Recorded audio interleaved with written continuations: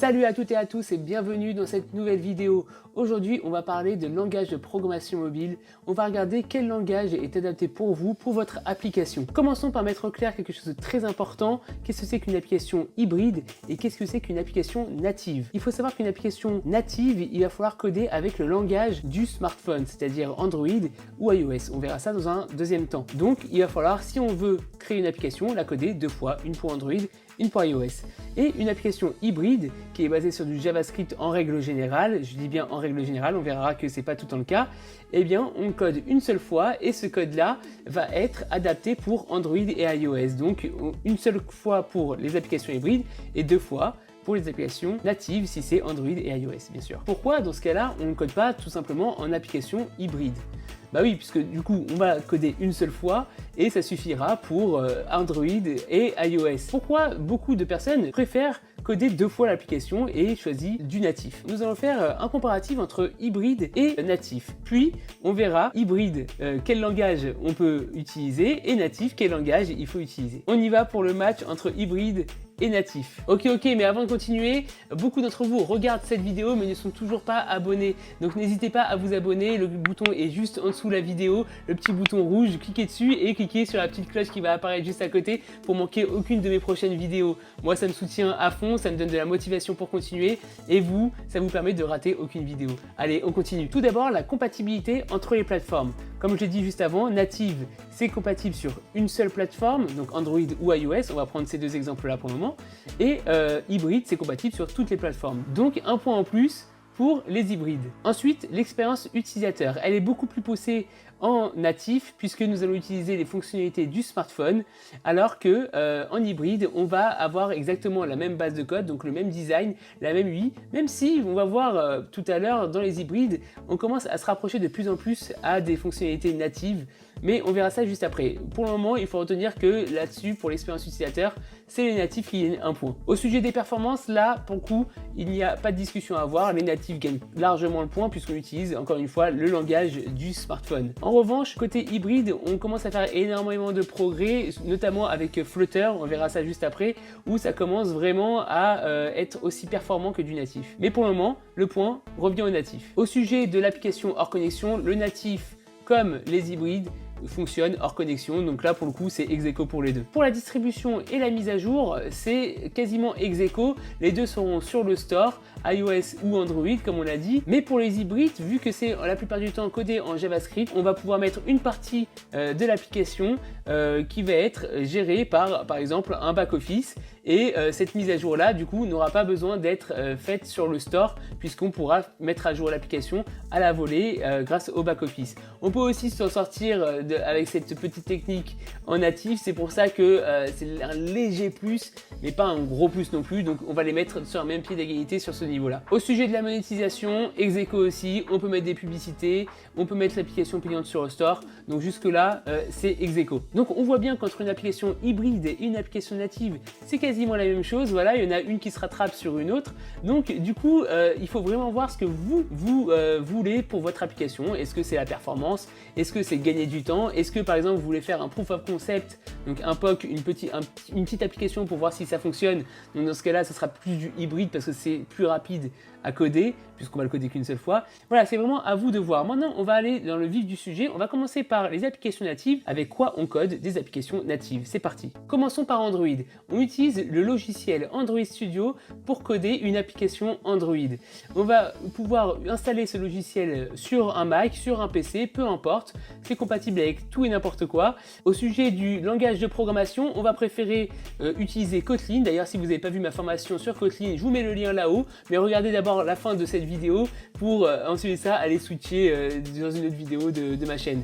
Donc on va utiliser Kotlin, on peut aussi utiliser Java, mais c'est vrai qu'en ce moment on préfère utiliser Kotlin, c'est Kotlin qui prend le dessus par rapport à Java. Donc je vous conseillerais, si vous commencez, d'utiliser Kotlin, mais si vous connaissez déjà Java, utilisez par exemple Java pour vous mettre dans le bain. Pour iOS, c'est un peu plus compliqué, il va vous falloir un Mac, puisqu'on va utiliser Xcode qui est disponible que sur Mac, et on va utiliser le langage Swift plutôt qu'Objective-C, puisque comme pour Java et Kotlin, de base on utilise Objective-C, mais Swift est en train de prendre le dessus par rapport à Objective-C, c'est le nouveau langage pour coder une application iOS. Donc je vous conseillerais de vous lancer directement dans Swift. Très bien, donc voilà pour les applications natives, on passe tout de suite sur les applications hybrides. Le commencement des applications hybrides, c'est en JavaScript. Donc je vous conseillerais tout d'abord de commencer à regarder un petit peu à quoi ressemble du JavaScript.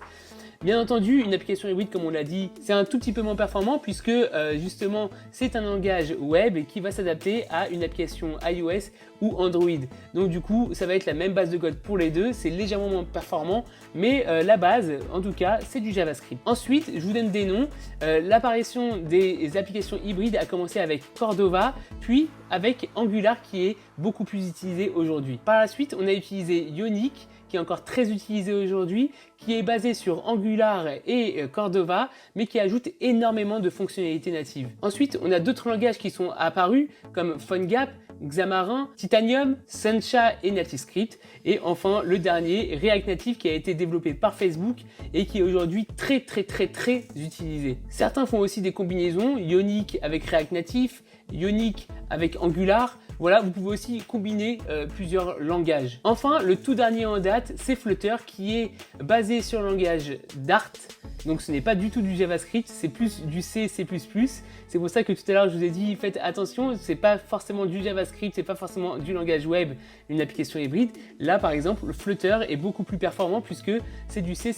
Maintenant, prenons 4 de ces langages et faisons une petite comparaison pour voir qui pourrait gagner la bataille entre les uns et les autres. Ok, prenons React Native, Ionic, Xamarin et Flutter, c'est les plus utilisés. Et on va les comparer. Commençons par le langage de programmation. Pour React Native, c'est du JavaScript et du React.js. Il permet aussi l'écriture de plusieurs composants en Swift, en Java, en Objective-C. Pour Xamarin, c'est du C# avec un environnement .NET. Tout ce qui est réalisable en natif l'est avec du Xamarin. Pour Ionic, c'est de l'HTML5, JavaScript et CSS. Et il utilise Cordova pour accéder aux fonctionnalités natives. Il peut aussi utiliser TypeScript pour améliorer la qualité du code. Et enfin Flutter, c'est du Dart basé sur du C, C++ et Java. Maintenant parlons performance. Pour React Native, c'est quasiment similaire à une application native puisqu'on peut utiliser React pour coder en langage natif. Pour Xamarin, on a Xamarin Android, Xamarin iOS et Xamarin Form. Pour les deux premiers, Android et iOS, c'est comparable à du natif. Par contre, pour le Form, qui est un raccourci en réalité, eh bien, les perfs seront moins bonnes. Pour Ionic, c'est moins performant parce qu'on utilise un langage web. En revanche, on a une fonctionnalité de quick testing qui permet justement de tester rapidement ce qu'on code et donc on code beaucoup plus rapidement avec du Ionic. Pour Flutter, la vitesse est incomparable avec les autres puisqu'on n'utilise pas de JavaScript pour parler avec le smartphone, donc c'est beaucoup plus rapide que tous ceux qu'on vient de voir. Parlons maintenant de l'interface graphique. Pour React Native, c'est quasiment similaire à une application native. Pour Xamarin, si on utilise Xamarin Form, le design est bof, voilà. En revanche, si on utilise les deux autres, le design est quasi similaire avec une application native. Pour Ionic, avec Cordova par exemple, on se rapproche à une application native. Et enfin pour Flutter, en règle générale, on est meilleur que les trois autres au niveau design.